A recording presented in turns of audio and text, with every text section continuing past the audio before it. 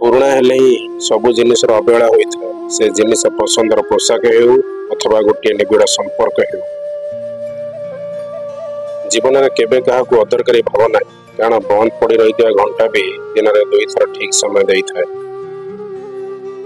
संतुष्ट रुहतु किंतु जीवन में आशा छाड़ू ना कारण आशा एमती एक जिनिस जहाँ बिना मनीष बंची पारि न था। समस्त प्राणी मान केवल मनुष्य टंका रोजगार करे एवं यह एते अभूत जे कौन प्राणी केबे भूखरे मरती ना एवं मनीष केबे पेट भी भरे ना।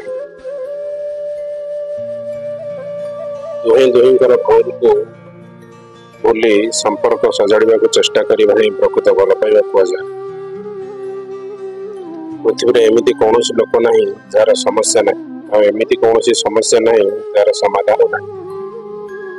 जे मनीष पछरे चले ता ना छाया और मनीष जहाँ पछरे चले ता ना माया। जदि ऊपर वाला सहित तुम संपर्क मजबूत अच्छी तेज मध्य थी मनीष तुम कौन क्षति कर